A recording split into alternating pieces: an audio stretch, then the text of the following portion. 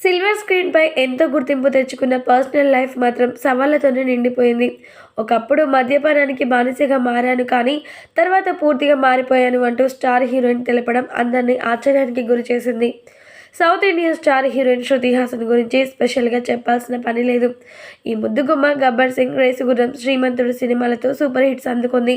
దిగ్గజ నటుడు కమల్ హాసన్ కూతురిగా తనకంటూ ఇండస్ట్రీలో ప్రత్యేకమైన గుర్తింపును తెచ్చుకుంది. ఇటీవలే 650 కోట్లకు పైగా కలెక్షన్ సాధించిన 'సలార్ పార్ట్ 1 సీజ్ ఫైర్'లో శృతి హాసన్ హీరోయిన్‌గా నటించింది. ప్రభాస్ సరసన ఈ ముద్దుగుమ్మ నటించింది, మెప్పించింది. సిల్వర్ స్క్రీన్‌పై ఎంత గుర్తింపు తెచ్చుకున్న శృతి హాసన్ పర్సనల్ లైఫ్ మాత్రం సవాళ్లతోనే నిండిపోయింది అంటూ ఆమె చెప్పిన వ్యాఖ్యలు అందరినీ కూడా ఎంతగానో ఆవేదనకి గురిచేశాయి. శృతి హాసన్ మైకేల్‌తో 3 ఏళ్ల పాటు రిలేషన్‌షిప్‌లో ఉంది. కానీ 2019లో అతడికి బ్రేకప్ చెప్పింది. విడిపోయిన తర్వాత మద్యానికి బానిస అయ్యానని, ఆరోగ్య సమస్యలతో బాధపడ్డానని శృతి ఇటీవల వెల్లడించింది.